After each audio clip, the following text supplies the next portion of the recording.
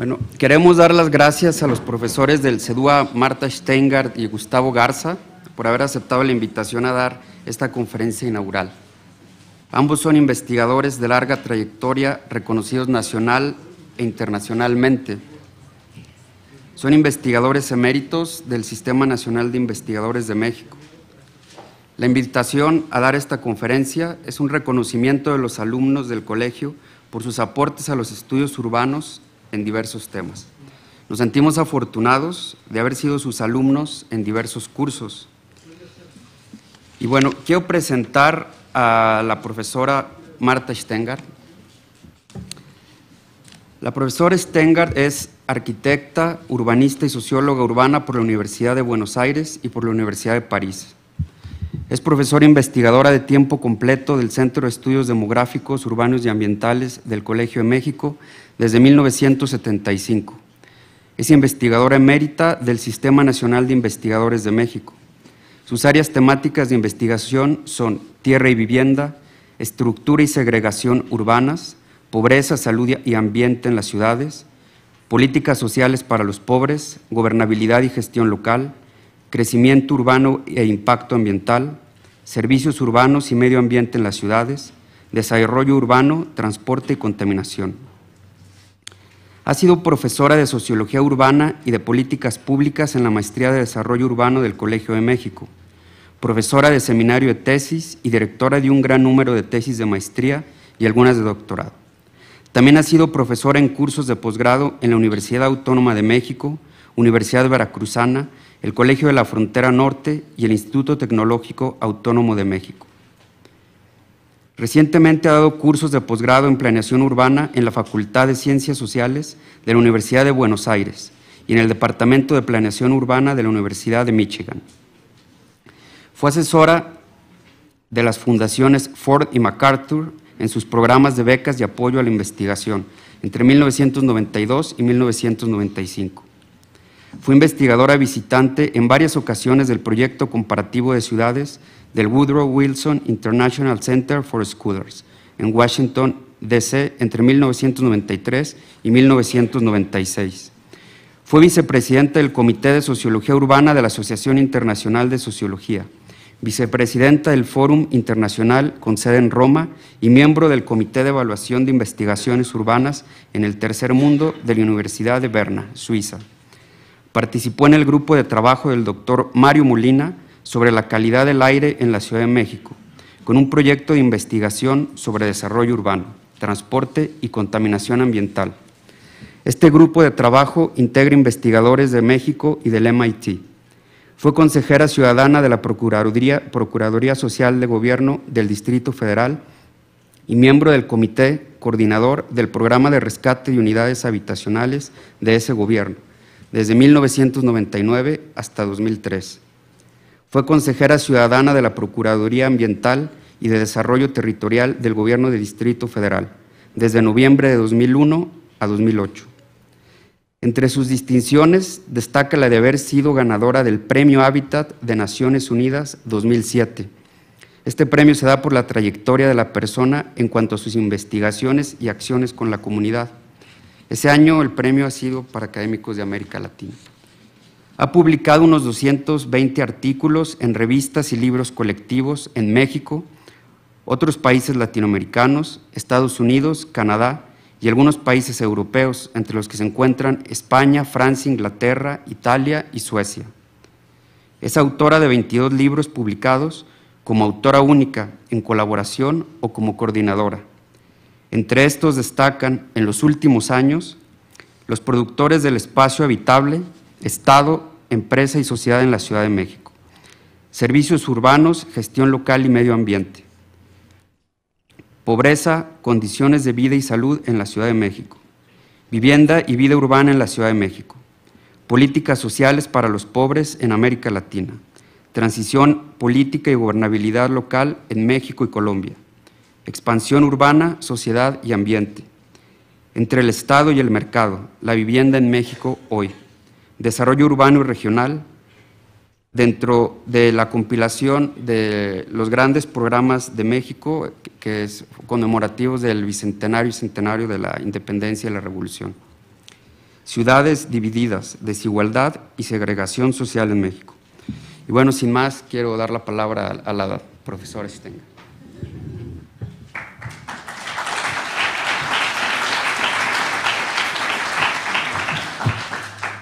Bueno, buenos días a todos. ¿Se oye? ¿Está bien?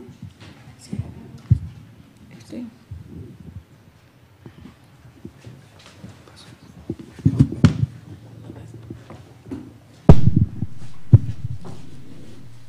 Bueno, buenos días a todos.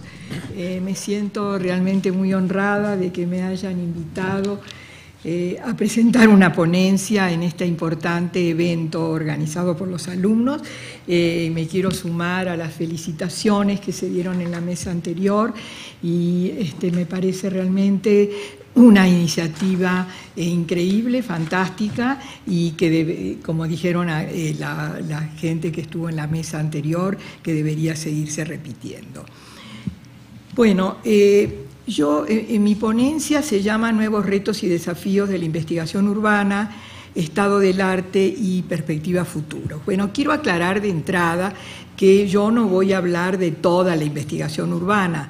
Evidentemente, yo trabajo en ciertos temas y quiero dejar aclarado eso, porque sí van a ver ustedes que mis referencias son con respecto a ciertos temas. Entonces, en esta presentación haremos un balance de la investigación urbana en México, también vista dentro de un contexto latinoamericano. Una parte de esta presentación se basa en una evaluación de la investigación urbana en América Latina que hemos llevado a cabo dentro de un proyecto llamado GURI, Global Urban Research Initiative, que fue un proyecto internacional para el tercer mundo, y a mí me tocó hacer un balance de la investigación urbana en México, Centroamérica y Colombia. Y otra parte de este análisis incluye análisis y comentarios realizados a partir de nuestras propias investigaciones y las de otros colegas con las que hemos estado en contacto a lo largo de las últimas décadas, ya que se trata la investigación de un quehacer colectivo que necesita de discusiones permanentes, intercambios académicos y contraposición de puntos de vista diferentes con respecto a cuestiones importantes de la realidad social. Hemos puesto énfasis en la investigación que, por las características de los temas incluidos, como dije ya, tiene un enfoque predominantemente sociológico, aunque también existen otras disciplinas cercanas presentes en el desarrollo de las temáticas que analizaremos. El campo de los estudios urbanos en general se caracteriza por la convergencia de diferentes disciplinas y a veces es cierto que es difícil saber a cuál de ellas pertenecen algunos estudios. Así podemos encontrar diferentes tipos de estudios con respecto al mismo objeto de análisis que no tienen ningún contacto entre ellos y que han evitado cualquier tipo de discusión, lo cual, por cierto, sería muy útil para tener un conocimiento más completo de nuestras ciudades. Si bien podemos entender las divisiones entre disciplinas, la existencia de largas tradiciones, diferentes vocabularios y manera de ver los temas urbanos en cada una de ellas, un proceso de acercamiento podría conducir a una manera más interdisciplinaria de tratar los problemas más salientes de la urbanización. Sin embargo, hay que admitir que de alguna manera ha existido una tendencia creciente a buscar ciertas coincidencias teóricas y diálogos interdisciplinarios que parecen acercar los diferentes planteos disciplinarios y hacer sus bordes más permeables. Pero recién empiezan y todavía falta mucho para lograr esa integración. La sociología urbana, que se ha desarrollado de manera importante en América Latina desde los años 70, se ha vuelto la disciplina más importante dentro de los estudios, por lo menos en estas evaluaciones que hemos hecho a través de GURI, sobre todo los estudios intraurbanos. Los antropólogos urbanos han contribuido también introduciendo nuevas perspectivas vinculadas a la cultura urbana y las estrategias de sobrevivencia. Los geógrafos, historiadores, demógrafos y científicos políticos también han realizado contribuciones importantes a este campo, aunque su participación ha sido, por lo menos en los temas que hemos trabajado, más limitada. La influencia, quiero aclarar que la influencia de la arquitectura y la planeación urbana, que fue muy destacada en las primeras etapas de la investigación, ha declinado mientras la contribución de las ciencias sociales se ha hecho más importante. Bueno, ¿cómo hago esto para pasarlos? Ok. Bueno, desde los años, estos son algunos resultados de esa investigación que hicimos en el contexto de Guri y que nos ha mostrado en el contexto latinoamericano qué fue pasando con este tipo de investigación al cual me he referido. Desde el año 1960, la investigación urbana en América Latina ha evolucionado con ritmos diferentes, de acuerdo con las especificidades históricas de cada país. Los años 60 y la primera parte de los 70 se caracterizaron por la búsqueda de explicaciones acerca de la hiperurbanización y la marginación en el contexto de la teoría de la modernización. Ello se continuó a través de teorizaciones basadas en la economía política y la sociología urbana marxista hasta la mitad de los años 80, cuando comenzaron a predominar perspectivas más locales. Estas estuvieron menos centradas en paradigmas dominantes, surgiendo al mismo tiempo nuevos temas, sobre todo en los años 90, que condujeron a la certeza de que la globalización podría constituir un recurso útil para explicar varios aspectos de la urbanización. Entre otros resultados de la investigación de Guri, vimos que en los años 60 y 70 se encontraron diferencias entre los tópicos estudiados en varios grupos de países latinoamericanos, pero en los años 80 los cambios que tuvieron lugar llevaron a un acercamiento notable entre los temas que se volvieron puntos críticos de las sociedades de la región. Estos estaban relacionados con la pobreza, la división social del espacio, el gobierno local, los movimientos sociales y el medio ambiente.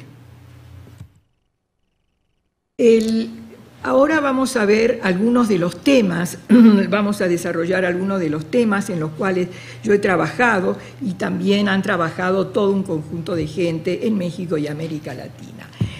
Un tema es el problema de la vivienda y el suelo urbano. Estos temas han sido recurrentes dentro de los estudios urbanos. Desde mediados de los años 70, un nuevo enfoque de los estudios sobre vivienda comenzó a surgir en México gracias a un cierto grado de apertura política que llevó a la creación de nuevas instituciones de suelo y vivienda, junto a un clima favorable para el desarrollo de la investigación en estos temas. Así, por ejemplo, la idea de que la definición de las características físicas de la vivienda, la discrepancia entre ellas y lo que las familias requerían, que era bastante común en los años anteriores, podía definir el problema habitacional, influenciando las acciones o políticas a implementar, fue reemplazada por otra, según la cual resultaba imprescindible tomar en cuenta los actores sociales que participaban en la producción social del marco construido, así como la acumulación del capital en el sector de la promoción y construcción de la vivienda. También esta orientación incluía la concepción del Estado capitalista y sus limitaciones por su definición de clase. Este último enfoque implicó nuevas y atractivas categorías de análisis, ofreciendo un marco explicativo que superó las fuertes limitaciones, a nuestro criterio, de los planteos más tradicionales.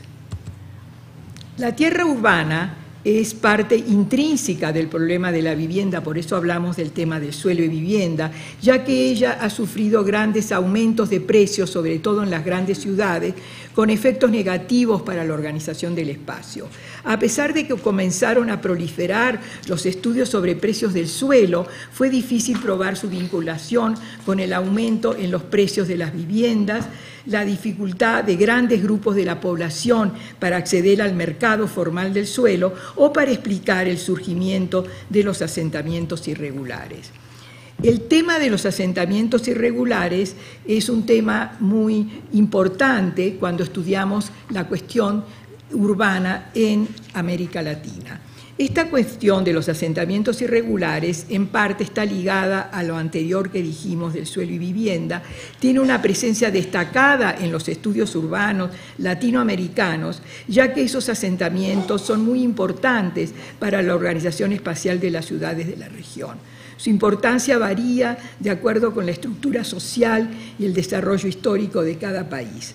La irregularidad muestra diferencias en los países, ya que existen diferentes situaciones legales y manera de violar las leyes vigentes, así como también distintos programas de regularización de la tenencia de la tierra. Mucha de la investigación sobre este fenómeno urbano fue realizada en base a estudios de casos, lo cual restringió en parte la posibilidad de hacer grandes generalizaciones. Pero bueno, los estudios de casos, si bien a veces fueron muy restringidos, muy locales, también permiten estudiar mejor y más a fondo por qué ocurren ciertos fenómenos, cuáles son las causas y cómo se han dado en la realidad. Solo recientemente los censos nacionales de población y vivienda incluyeron información, por ejemplo, sobre asentamientos irregulares como favelas en Brasil y villas miserias en Argentina. Sin embargo, en México, hasta ahora, esa importante información no se ha incluido en los censos, que es una muy importante fuente de información a nivel nacional. Las políticas sociales y urbanas, vamos a pasar a los años 90 y 2000. En los años 90 y principios del siglo XXI comenzó la consolidación de reformas sociopolíticas que condujeron a un cambio importante en la intervención del Estado en general y de las políticas urbanas en particular. Este nuevo escenario llevó a los investigadores urbanos a incorporar nuevos aspectos antes no considerados en este campo y a problematizar la reducción del papel del Estado y sus efectos negativos en la mayoría de la población pobre. La pobreza ha estado siempre presente de manera significativa y los asentamientos irregulares comenzaron a surgir en las ciudades de la región en los años 50 y 60. Son parte de un problema estructural y permanente de esas ciudades, exacerbado por el aumento del desempleo y del sector informal, la caída de los salarios reales y los cambios en las políticas del Estado. Como consecuencia de las reformas de los años 80 y 90, con la prevalencia de las ideas neoliberales, han surgido muchas críticas de los programas focalizados hacia los pobres, los que resultaron muy insuficientes y en algunos casos implicaron retrocesos importantes para grandes grupos de la población latinoamericana. Hoy en día hemos vuelto a hacer algunos estudios sobre asentamientos irregulares para ver qué había pasado y sobre la base de talleres realizados con grupos de la población, sobre todo formados por mujeres, pudimos probar que estos barrios progresaron en cuanto a la calidad de la vivienda y la presencia de servicios básicos, lo cual en parte fue producto de los procesos de regularización de la tenencia de la tierra y de algunas políticas positivas del Estado, pero también de la participación de la gente por mejorar su hábitat. Sin embargo, la situación social, y eso es importante de nuestro estudio último de los años 2000, se había deteriorado debido a los procesos generales de tipo económico y social que poco dependen de la gestión local. En los años 90 pudimos comprobar en estas zonas la presencia de trabajadores asalariados con un número considerable de aquellos pertenecientes al sector formal. En cambio, el estudio más reciente de los años de comienzos de este siglo muestra un aumento significativo de la subocupación entre los hombres, una precarización del trabajo y una mayor proporción de mujeres en el mercado de trabajo. Con lo cual se habían aumentado las bandas, los niños quedan solos, el trabajo de la mujer no fue reemplazado en las colonias populares y hubo un aumento importante de la delincuencia y la formación de bandas de los niños, de los jóvenes que quedaron sin protección.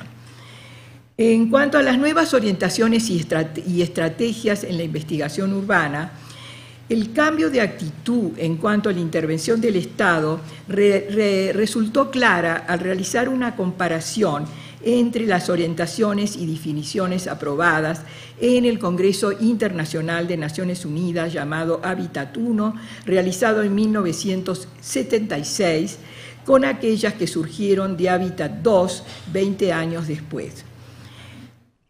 Yo estuve presente en las dos y me tocó escribir un artículo y me pareció interesante lo que surgía de estos dos grandes foros internacionales. Durante el primer foro, realizado en Vancouver, se dio una importante discusión acerca de la necesidad de intervención del Estado y la planeación, mientras que en el segundo, el caballito de batalla, fueron las estrategias facilitadoras y la implementación de una serie de principios relacionados con el empoderamiento y la equidad.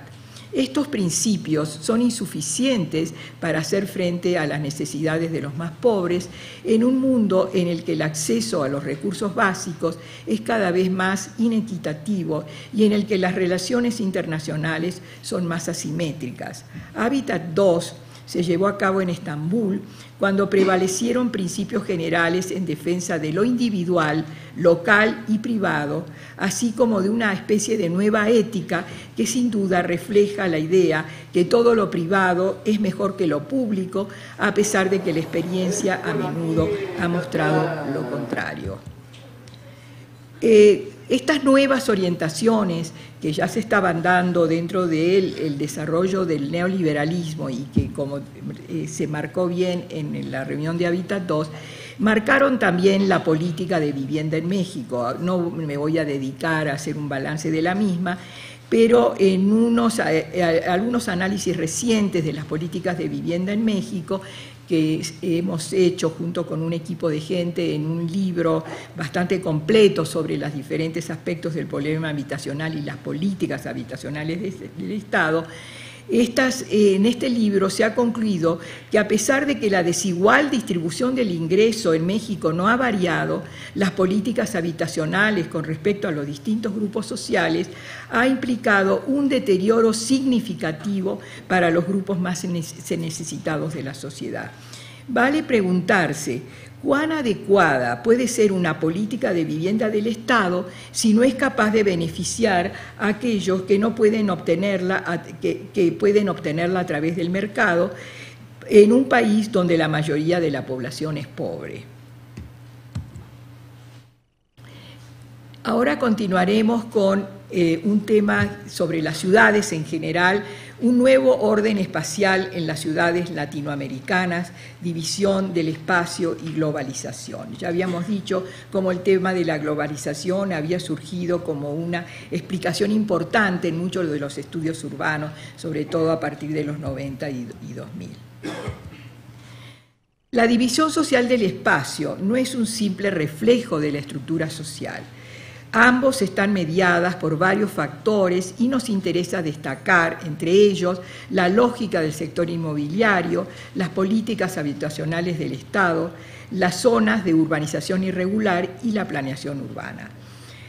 Pero hay que tener en cuenta también que la organización espacial presente también expresa estructuras y procesos sociales de diferentes momentos históricos. Creo que esto es un punto importante. Muchos trabajos han marcado que la escala de la segregación y las condiciones de vida en las zonas homogéneas, muy segregadas, es uno de los aspectos más negativos del fenómeno de la división social del espacio.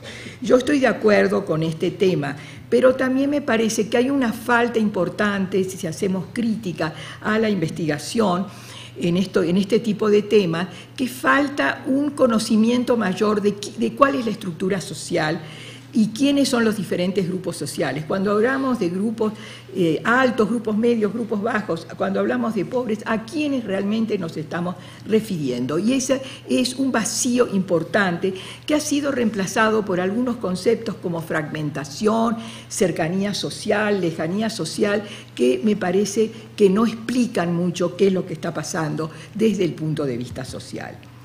Sobre la base de pocas evidencias empíricas y haciendo una transposición mecánica de observaciones realizadas en ciudades del norte, algunos autores han comenzado a hablar de un nuevo modelo de ciudad ligándolo a los procesos de globalización.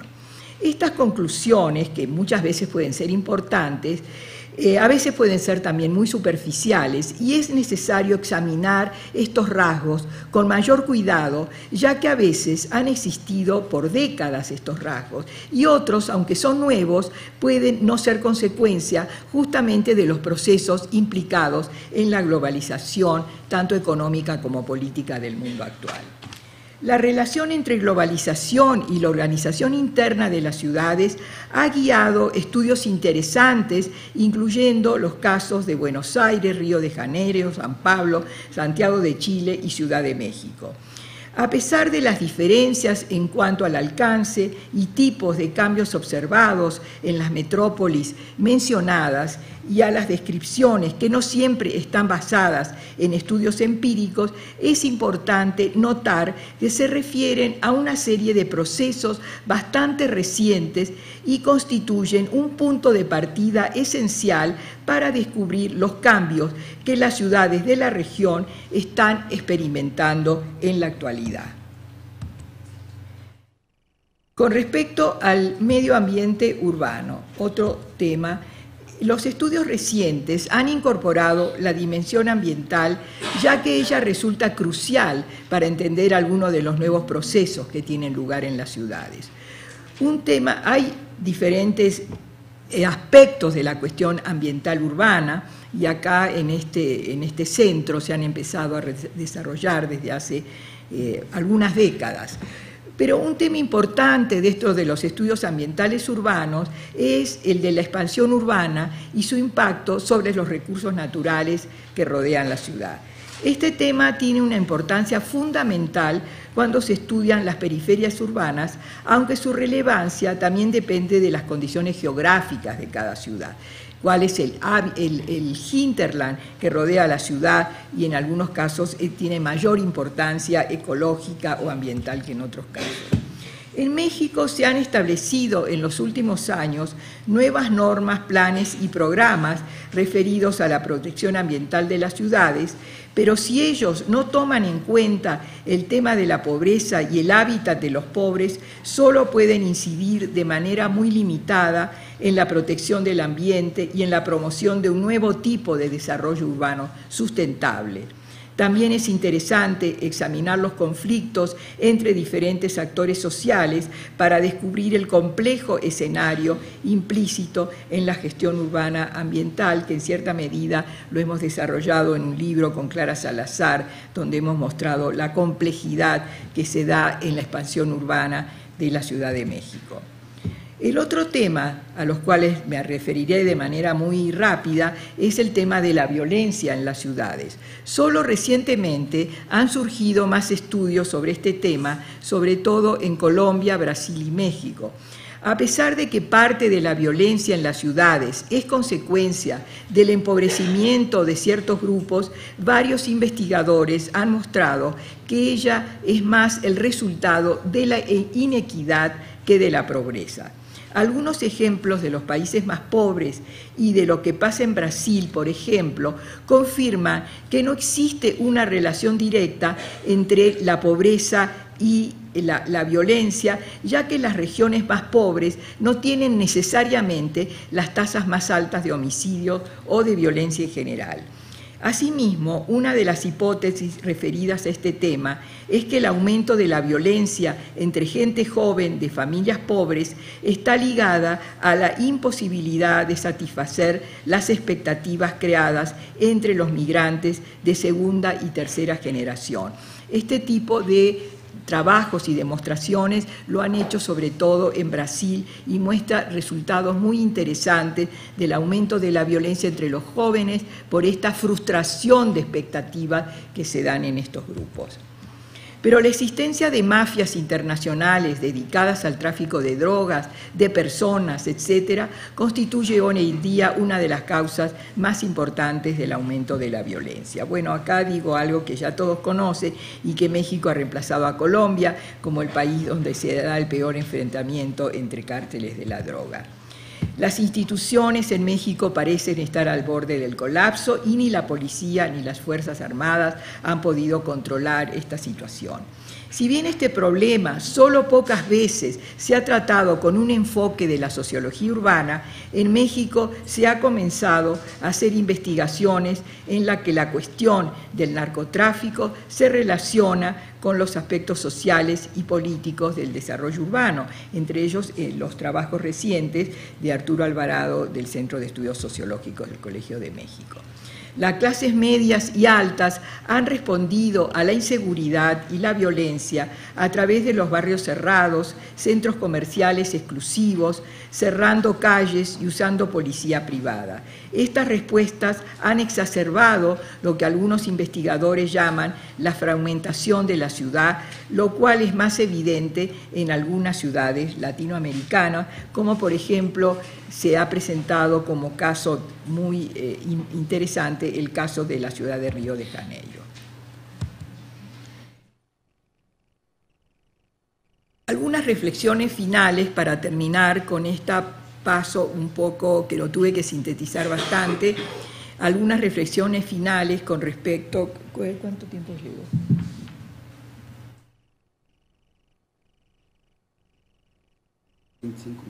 Ah, bueno, entonces estoy bien con el tiempo. Bueno, a pesar de los avances de la investigación urbana, parece esencial ampliar los temas a investigar y agregar nuevas disciplinas, creando mayores vínculos entre ellas y más énfasis en la necesidad de llevar a cabo estudios interdisciplinarios. En algunos balances de la investigación urbana que se hicieron en los años 90, se establecían que faltaban más estudios teóricos, más desarrollo conceptual y algunos nuevos temas. Y yo creo que los balances más cercanos, por lo menos en este tipo de temas que me ha tocado presentar, sí han hecho avances desde el punto de vista teórico y del punto de vista conceptual, y también se han incorporado nuevos temas, como los temas de la gobernabilidad, temas de la participación, temas de una serie de nuevos temas que estaban como demandados en los balances. Y también creo que se han dado mayores vínculos entre algunas disciplinas, a pesar de lo que hemos dicho al principio de nuestro trabajo.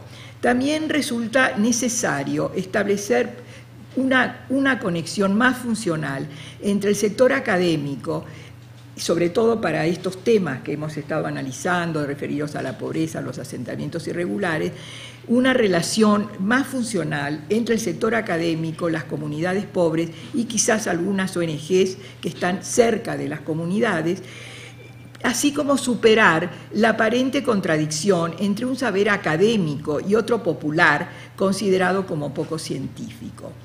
Dentro de una visión crítica de las ciencias sociales, los estudios deberían orientarse hacia la búsqueda de un conocimiento que pueda proveer guías para la transformación de la sociedad. El conocimiento humano se deriva de la interacción con el mundo y no existe una epistemología que no provenga de la acción y se transforma en una nueva acción. En la relación entre el sector académico y la acción gubernamental existen, hablando de esta relación que también es una relación válida en la medida que queremos hacer investigación que sirva para las políticas públicas, para la sociedad, Hay que aclarar que en este tipo de relación existen distintos intereses, objetivos y dinámicas de trabajo en esos dos sectores que pueden hacer difícil su vinculación, aunque también ella depende, por supuesto, de la orientación política del gobierno, su nivel de acción, la capacitación de los funcionarios y el interés real de la administración por los estudios que orientan acciones. Pero también hay que aclarar que aun cuando no hayan sido realizadas directamente para orientar acciones, la investigación puede tener una influencia importante al generar un conocimiento válido acerca de la realidad. Los investigadores que nos consideramos comprometidos con una orientación crítica de los estudios urbanos, hemos pensado que comprender las causas de los problemas urbanos que se pretendían enfrentar era fundamental para evitar la aplicación de políticas o planes basados en teorías o principios falaces que conducían a un aumento de la desigualdad social o a situaciones muy diferentes a las planteadas en sus objetivos. Y acá terminé.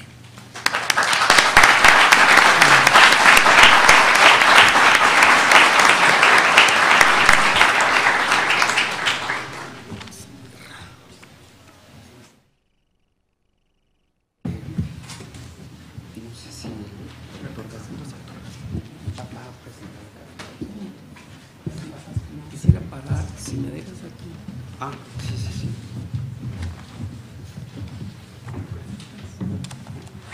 Sí, sí, sí.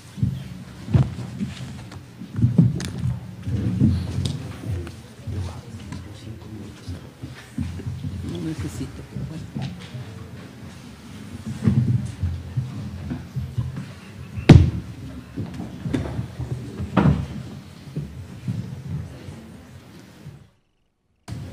A ver, ¿dónde está el otro? Se lo pongo.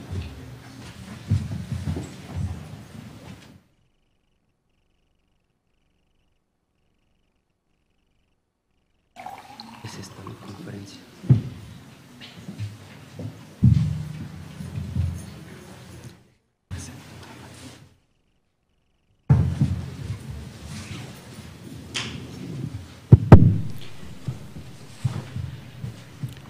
Bueno, quiero presentar al doctor Gustavo Garza. Él es economista por la Facultad de Economía de la Universidad Autónoma de Nuevo León. Realizó sus estudios de maestría en Economía en el Centro de Estudios Económicos y Demográficos del Colegio de México. Tiene un diplomado en Planeación y Políticas Económicas por la Universidad de Cambridge, Inglaterra, y doctor en Economía por la Facultad de Economía de la Universidad Nacional Autónoma de México. El doctor Garza es investigador nacional emérito. Desde 1970 es profesor investigador de tiempo completo del Centro de Estudios Demográficos, Urbanos y Ambientales del Colegio de México. Fue director del Centro de Estudios Demográficos y de Desarrollo Urbano del Colegio de México de 1986 a 1988. En 1994 fue designado director fundador del Instituto de Estudios Urbanos de Nuevo León. Ha sido investigador visitante en la Universidad de California, en el Centro Brasileño de Análisis y Planeación en Sao Paulo, en la Universidad de Texas, Austin, en la Universidad de Cambridge, Inglaterra, la London School of Economics and Political Science de Inglaterra y en la Universidad de Alcalá, España.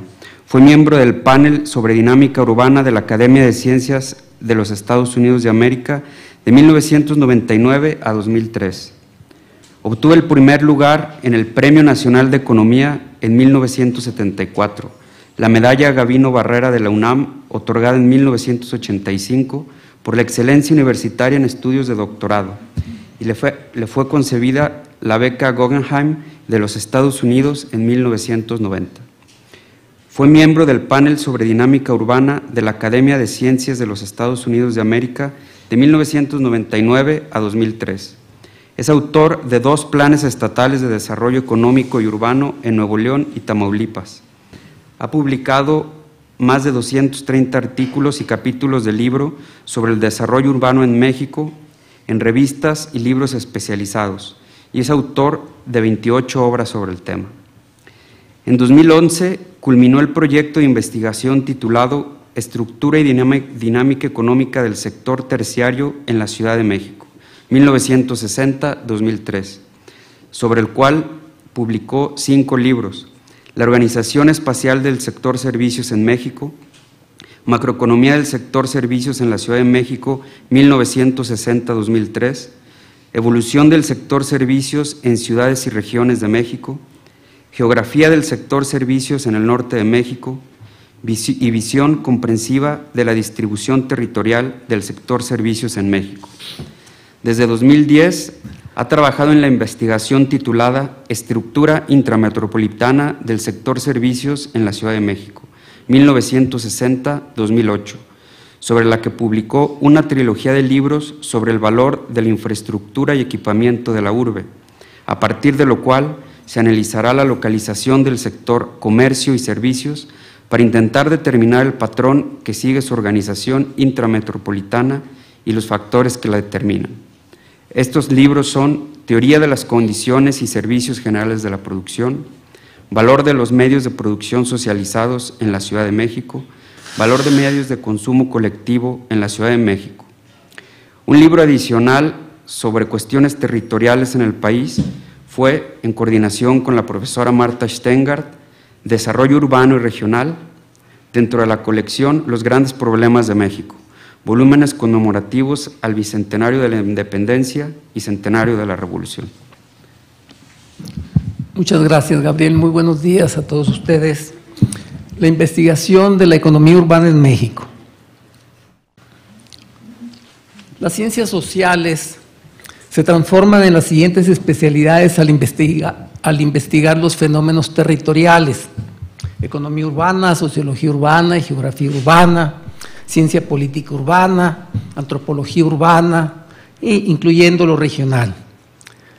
La creciente urbanización de todos los países del mundo implica la necesidad de estudiar la naturaleza y la problemática de las ciudades y regiones, dando lugar a lo que se ha denominado ciencia urbano-regional.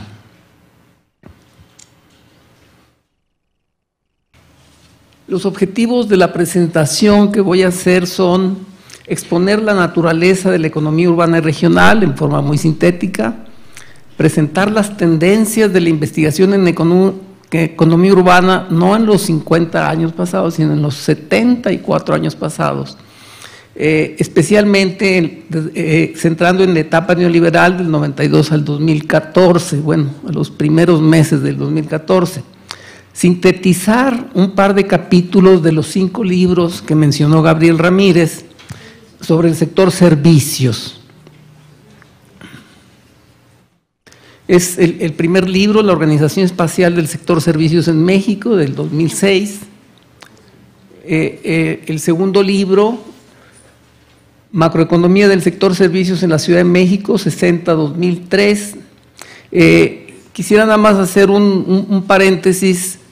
En mi proyecto de investigación sobre el sector servicios iba a ser un libro, es este es el de autoría única, todos los capítulos, es el centro de la investigación.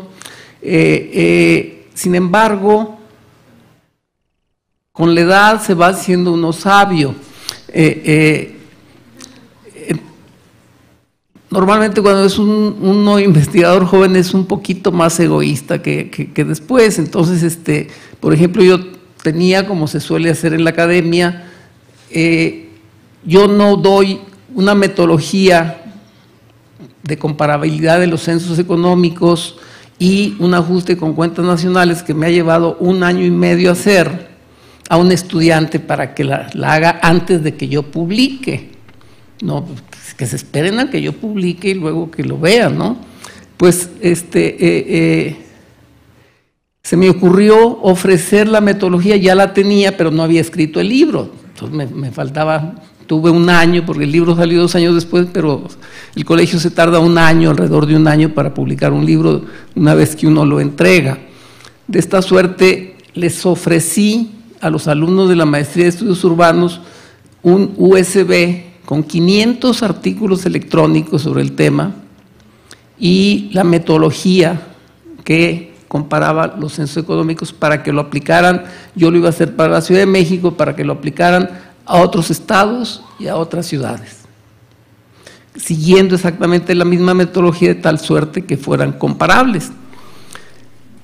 En este libro primero se hicieron, que salió 2 años antes que mi libro, se hicieron 2 estados de la República y se hizo un trabajo como maestría de estudios urbanos que me resultó sumamente útil. El subsistema, la organización del sector terciario en el subsistema de la Ciudad de México. O sea, una compañera de la maestría hizo Toluca, Querétaro, Cuernavaca, Puebla y Pachuca, la misma dinámica de los sector servicio. Entonces salió este libro, salió el mío, dije, tenemos 3 estados, nada más nos faltan 29. Pero empecé a decirle ya a los estudiantes no era posible, la institución tampoco lo promovió mucho, de tal suerte que en conferencias que daba en otras partes les dije, aquí está un USB, aquí están 500 artículos, la misma oferta. Entonces empezaron a incorporarse no solamente estudiantes, sino ante mi sorpresa, muchos colegas académicos. De tal forma que en forma sintética tenemos este libro que es Evolución del sector servicios, se llama Evolución porque tiene una parte histórica, se fue para ver el sector servicios desde la colonia. Luego salió Geografía del sector servicios en el norte de México, que lo hicieron básicamente, bueno, el director del Instituto de Estudios Socioeconómicos de la Universidad de Coahuila, con algunos investigadores, todos ya investigadores con su doctorado, etcétera, pero hicieron los capítulos de los estados del norte de México y finalmente faltaban 13 estados, me parece, que están en el último libro. Entonces, el juego de los 5 libros contiene las 32 entidades federativas, 100 de sus principales ciudades, en un análisis comparativo macroeconómico del sector servicios en México a nivel, yo creo que, bueno, vivimos en un planeta muy chiquito y perigaláctico, ¿no? O sea, en la orilla de la galaxia, no hay muchas investigaciones, que se hagan de este tipo, no se conoce, ¿no? Para algún otro país de nuestro planetita, investigaciones de este tipo de envergadura. Y bueno, pongan mucha atención, es lo más importante que voy a decir. El juego de los 5 libros, bueno, primero voy a decir que soy Garza, entonces nací en Monterrey. Entonces los de Monterrey siempre tenemos la fama de querer vender cosas. Tenemos genes, ¿no?, de vendedores. Entonces, yo generalmente ofrezco a la venta, porque son libros técnicos de muy, a lo que a mí me los venden como autora. El Colegio de México a uno como autor le hacen el 50% de descuento con eso. Entonces yo normalmente los vendo a ese precio, al 50% de descuento. Pero ahora, para festejar el coloquio de los alumnos, voy a hacer algo por lo cual fui desterrado de la ciudad de Monterrey por la manía de vender abajo del costo. Entonces, si quieren, voy a ofrecer 5 juegos de los 5 libros, en lugar de 1,300 que a mí me los dan, a 500 pesos solamente, a 5 gentes que los quieran, y a Mos Hernández, que aquí está presente, a Mos, podrían pedírselos, nada más son 5 juegos, a los 5 que quieran, a 500 pesos. Bueno, es mi gen norteño, me desterraron y me dijeron, pues no te va a quedar más remedio que hacerte académico, porque no eres para los negocios. Bueno, la importancia macroeconómica de las ciudades es incuestionable.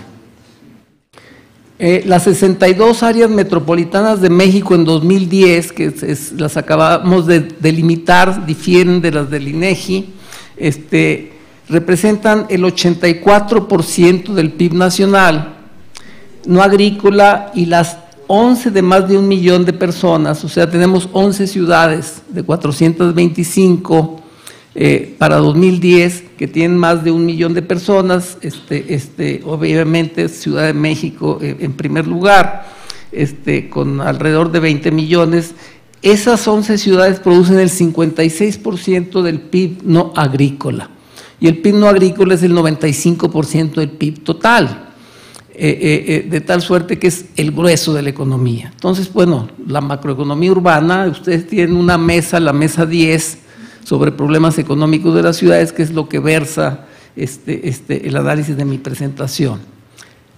Entonces, el PIB de Nueva York es de 1.335 billones de dólares en 2012, y el de la República Mexicana, o sea, de las 425 ciudades, es de 1.178.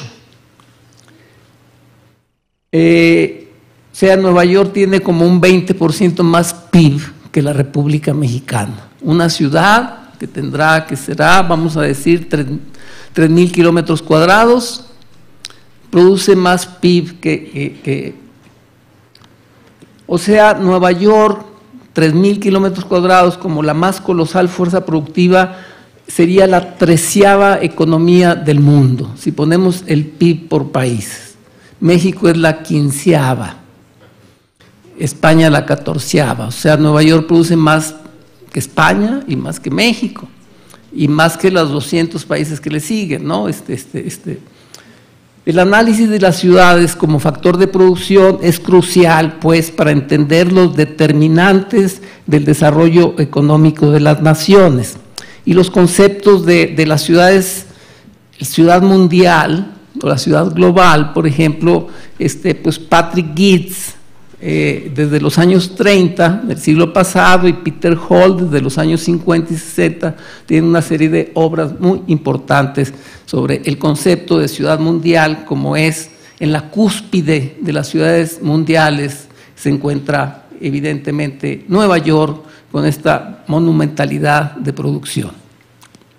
No me puedo detener cuál es el factor que explica cómo un punto en la Tierra puede producir tanto, pero es las condiciones generales de la producción que aglomera. Puedo hacer una analogía.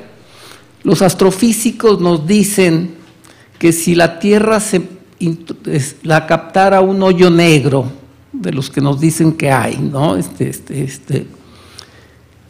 La Tierra se comprimiría al tamaño de una pelota de tenis, pero pesaría lo mismo de lo que pesa ahora, o sea, 6 sextillones, o sea, un 6 con 23 ceros de toneladas, con el mismo tamaño. O sea, así es Nueva York, es una pequeña pelota y que pesa lo mismo que una economía como México. ¿Qué es lo que le da esa energía a esa masa tan pequeña? La analogía sería Nueva York, por decir algo, tiene más fibra de banda ancha que América Latina en su conjunto. Entonces, tiene lo que estamos llamando condiciones generales de la producción, o sea, estructura y equipamiento, miles de millones de dólares en inversión. Entonces estamos hablando de un capital socializado muy grande que estamos desarrollando y lo veremos un poco después. Quisiera hacer un reconocimiento antes de empezar, pero ya voy a la mitad, a los estudiantes del posgrado del Centro de Estudios Urbanos y Demográficos Urbanos y Ambientales por su entusiasmo e interés para organizar este coloquio en el marco de la conmemoración de los 50 años del CEDUA. Lo hago extensivo a todos los colegas que nos acompañan, me complace mucho estar entre los que nos van a reemplazar, ¿no? en la medida que el sistema económico y político mexicano lo permita. Nos van a reemplazar, entonces también les hago extensivo mi reconocimiento y doy las gracias muy cumplidas por la cordial invitación a participar como conferenciante en esta oportunidad, y hago votos porque logren los objetivos del encuentro. Más estoy seguro que lo van a hacer. A Silvia Yorguli, que aquí nos acompaña, directora del centro, pues siempre ha sido, y a Valentín Ibarra, que son el coordinador del programa, se les queda en deuda por la notable iniciativa de fomentar la interacción profesional de estudiantes y profesores en el marco de la celebración. A Mos Hernández, que aquí está, que es el mayorista, el haber actualizado muy diligentemente las referencias del 2010 al 2014. La economía como ciencia se suele abordar por dos vertientes teóricas principales: la neoclásica y la economía política. Voy a saltarme eso. La economía política urbana considera que los enfoques neoclásicos son muy limitados para entender los múltiples e intrincadas relaciones entre las estructuras económico-sociales y la organización económica y demográfica de la ciudad como espacio social históricamente construido. La importancia del desarrollo de ambos enfoques teóricos en México es clara, pues ya dijimos algunas cifras, pero agregamos que 20 ciudades participan con el 65% de la economía nacional. Lo anterior evidencia su carácter de fuerzas productivas socializadas que se deben modernizar si México aspira a ser internacionalmente competitivo. Sin ciudades competitivas no puede haber empresas competitivas. Los requerimientos de infraestructura y equipamiento de las ciudades son fundamentales para el desarrollo de las empresas. La investigación en el campo de la economía urbana y regional en México, los inicios de la investigación en economía urbana en México en instituciones permanentes y cuerpos académicos se remontan a los años 40. Entonces, en general, las ciencias sociales en México se institucionalizan en ese periodo. Entre 41 y 60 se identificaron únicamente en estos 20 años 80 publicaciones urbano-regionales significativas, la mayoría en los campos de sociología, antropología, demografía y urbanismo. Solo 7 fueron de economía urbana y se orientaban a cuantificar las desigualdades del desarrollo económico regional y el crecimiento económico de la Ciudad de México. S. Garza, 1996-51, se refiere al libro que se llama 50 años de investigación urbano-regional en México, y en esta parte se actualizó, los 50 años es hasta el 91, del 40 al 91, entonces ahora se actualiza nada más en el caso de economía urbana hasta la actualidad. Del 61 al 70 se encontraron 166 referencias que reflejan un notable aumento en la investigación de la especialidad. 21 fueron de economía, siendo nuevamente el estudio de las disparidades regionales el tema más favorecido, seguido por las publicaciones sobre los factores de localización industrial. Estamos pues en los años 60, donde el proceso de industrialización en México era muy acelerada, y yo recuerdo los de la época, los investigadores de la época, los libros sobre localización industrial, parques industriales, y el énfasis que se ponía en la investigación de las disparidades regionales, porque había una altísima concentración. En esta época la Ciudad de México casi producía el 48% de la industria nacional. Entonces, ¿cómo se daba esa desproporción? De 71 a 80 se recolectaron ya 455 referencias que muestran un crecimiento significativo al pasar de 17 publicaciones anuales a 46 anuales en los 70. Destacan en los primeros 2 lugares los enfoques demográficos y sociológicos de los fenómenos espaciales. En economía urbano regional se tienen 65, la mayoría sobre la Ciudad de México, y en segundo lugar análisis del sistema urbano nacional, impulsados por la institucionalización de la planeación del desarrollo territorial. Y aquí está la ficha del libro de Uniquel Ruiz Garza, El desarrollo urbano de México, 76, que ya se habló mucho en las presentaciones de la inauguración del evento, y aquí vemos el libro del 76, que se hicieron 3,000 ejemplares que se agotaron en el primer año. Ahora ya no se hacen 3,000, yo no sé qué está pasando, el país tiene lo doble de habitantes y ahora se hacen ediciones de 1,000 y se tarda más para venderse. Entonces vamos progresando para atrás. Al año se agotó y se publicó el segundo libro, la segunda edición, que se hicieron 5,000 ejemplares, también se agotó. O sea, de este libro en sus dos colores, nada más faltó el blanco, hay 8,000 ejemplares y son todos los que existen, ¿no? Precisamente Amós tuvo la fortuna de ir pasando por un pasillo del colegio y encontrarse uno de los investigadores que ya nos estamos jubilando, dejamos los libros, estábamos quemando naves, dejamos los libros y alguien dejó los libros y uno de ellos era el libro rojo. Entonces Amós ya tiene uno de los 8,000 que existen. Del 81 al 91 se detectaron 1,093 referencias, 99 anuales, más que duplicando las 45 de los 70. Por disciplina siguieron predominando los tópicos sociológicos, siguiendo los de urbanismo.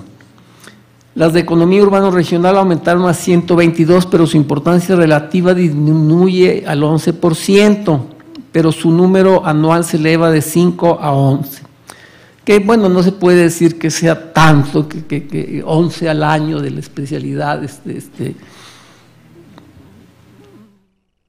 Bueno, las cifras del 92 al 2014, que es el último periodo, se recopilaron en un tiempo muy breve para realizar esta presentación, pero ofrecen un panorama representativo de su evolución reciente.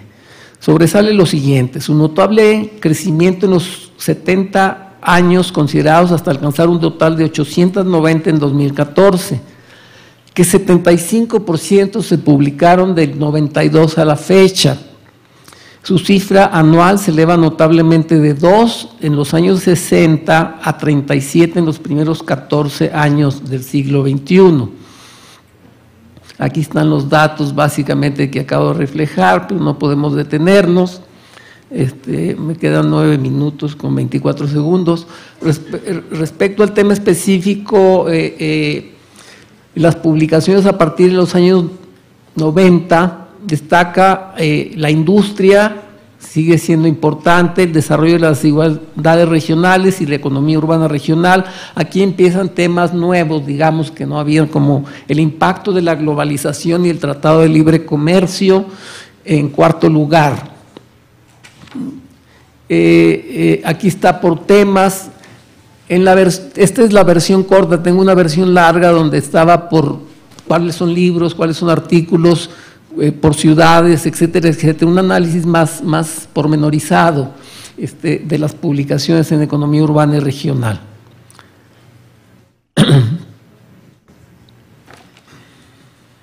Bueno, por todo lo demás, siendo México ya tiene un perfil esencialmente de una nación urbana, con la mayoría de su economía y su población viviendo en ciudades, y es recomendable pues seguir promoviendo las investigaciones en economía urbana de gran aliento, pues es imprescindible conocer con el mayor rigor analítico la naturaleza económica de sus ciudades. Ello permitirá determinar los requerimientos para intentar que alguna de las urbes mexicanas se inserten exitosamente entre las principales megaciudades que constituyen los pináculos más competitivos de la economía mundial. Las sociedades postindustriales del siglo XXI, y es el último tópico, Al inicio de la hegemonía capitalista que surge con la revolución industrial, las actividades primarias continuaban siendo las principales, pero la dinámica manufacturera implicó su declive paulatino. Aún en 1870, por ejemplo, en España, el 70% de la economía era agrícola.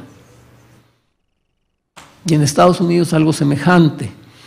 O sea, estamos hablando que hace 150 años, aún las economías capitalistas, ya con la revolución industrial, el grueso de la economía era agrícola. Estamos en una situación completamente inversa. La industria, por otra parte, que siempre hay una ilusión de la industrialización, nunca ha sido, ni nunca será, cada vez será menos, el principal sector, pues las actividades comerciales y de servicio las superan al ser requeridas por la declinante agricultura, la expansión de la manufactura y directamente por la creciente demanda de servicios de la fuerza de trabajo. Al principio del siglo XXI, las actividades terciarias superan ampliamente la suma de las secundarias y las primarias, consolidando su carácter hegemónico. Hace eso incuestionable su consideración teórica como mercancías generadoras de valor. Aquí hay un tema infinito, ¿no? En términos de la generación de valor, la teoría de valor, si crean o no crean valor, pero generen o no generen valor, en Estados Unidos es el 85% de la economía, ¿no? Y no se puede considerar realmente que el 85% no genere valor. O sea, estaría ya, no tendría ninguna lógica. Y se inicia precisamente esta revolución terciaria en los Estados Unidos, que dije ya que actualmente en 50, Estados Unidos fue el primer país que en 1950 elevó su producción terciaria arriba del 50% de la economía.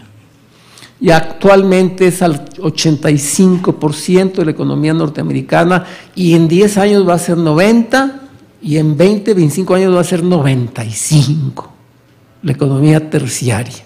O sea, industria y agricultura, pequeños apéndices de las economías terciarias del futuro predecible. Entonces, ¿por qué ocurre esto?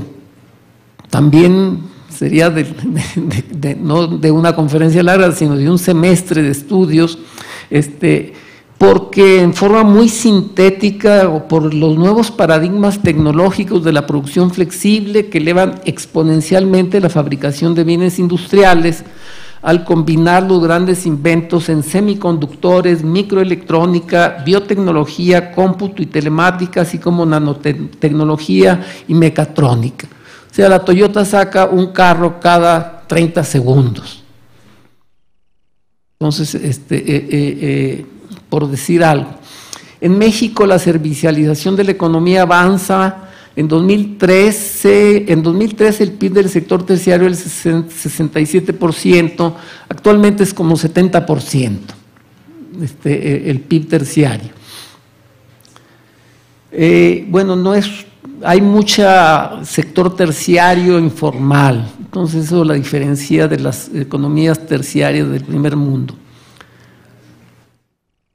Entonces, cualquier intento de diseñar un nuevo modelo de desarrollo económico que sustituye la fracasada política neoliberal que estamos viviendo, con 30 años sin crecimiento, deberá tener como eje la articulación intersectorial de la producción terciaria con la industria y la agricultura. Habrá que ver indudablemente la dimensión territorial que tiene todo el proceso. Finalmente, para terminar, una caracterización de las actividades terciarias de las 100 principales ciudades, que es el capítulo 12, que es un librito en sí mismo del último libro de visión integrada del sector servicios. El capítulo 12 tiene 120 páginas, entonces constituye la síntesis de los otros 4 libros. La Ciudad de México tenía en 80 el 45% del terciario nacional. O sea, una ciudad tenía casi la mitad de la economía terciaria nacional. Monterrey era segundo lugar, Guadalajara tercero, Puebla cuarto y quinto Mexicali. Sumaban el 61% de la producción terciaria mexicana. La Ciudad de México la reduce al 35% en 2003 y en 2008 la eleva al 36%. Ocurre un proceso de desconcentración doble en términos de se va hacia las grandes metrópolis y en forma fragmentada hacia las ciudades pequeñas. Esta es la distribución por ciudades que no podemos ver en detalle. En el capítulo 12 de este libro, por tanto, se analizaron 100 ciudades principales utilizando índices de concentración relativos del PIB terciario, los cuales se asociaron con la distribución de lo que hemos llamado condiciones generales de la producción, en síntesis, infraestructura y equipamiento urbano. Se observa un coeficiente de correlación y determinación muy elevados, cuya alta significación confirma el nexo entre las condiciones generales de la producción y las actividades económicas en general, especialmente la división terciaria. Es un vínculo orgánico, no se puede hablar de una relación de causalidad entre los procesos. Dada la complejidad de la cuestión, se tendrá que seguir investigando en las condiciones generales de la producción. Y actualizar para 2008 de las agendas que les dejo a los estudiantes. Por ejemplo, se está levantando el censo económico, los censos económicos de 2013. Eso quiere decir que estos 5 libros quedaron hasta el 2003, falta 2008 y 2013. Entonces, como los doctorados ya se hicieron de 4 años, van a tener tiempo que salgan los datos, algunos de los que están en la generación actual, y se podría pensar ya en actualizar para los últimos 2 censos económicos el sistema, por ejemplo, de la organización del sector terciario en el espacio. Dice, esta es la conclusión en su forma teórica más importante, digamos, del libro y de los 5 libros, donde se plantea la existencia de una teoría unificada espacio sectorial del desarrollo económico. O sea, normalmente el desarrollo económico se ve por un lado y la organización del espacio por otro. Es un proceso único.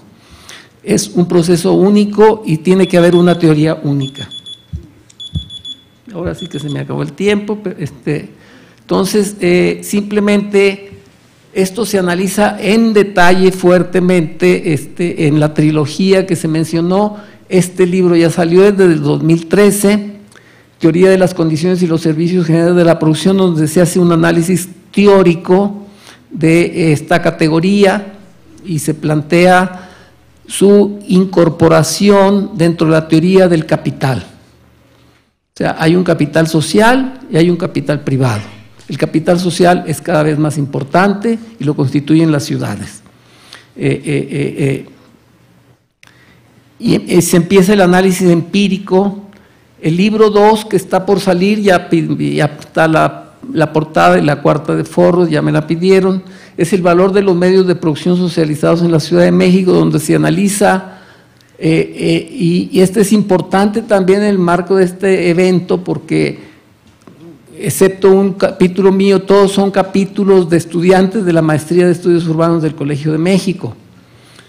Son sus tesis de maestría y en ellas se evaluó la infraestructura hidráulica, que aquí está presente Armando, la infraestructura eléctrica, que está Mos, la vialidad, que está Anabel, hidrocarburos, Gabriel, Enrique, telemática, se hizo, y ahí está cuánto vale la infraestructura. Entonces, el libro 3 que no ha salido, pero ayer estaba revisando las primeras revisiones del corrector de estilo, no sé, saldrá este año, o depende de eso, ya es del centro. Presenta el valor de los medios de consumo colectivo, cuánto vale el sistema escolar, cuánto vale el sistema hospitalario, cuánto vale el sistema de parques y áreas verdes, cuánto valen los edificios públicos, de tal fuerte que se va a hacer cuánto vale la Ciudad de México como factor de producción y cómo se compara con el capital privado. ¿Y cuál es la relación del capital público con el capital privado? Bueno, en conjunto estas investigaciones ya realizadas y en curso sobre la temática constituirán un sólido punto de partida para avanzar hacia la conformación de una escuela de economía política urbana. Muchas gracias.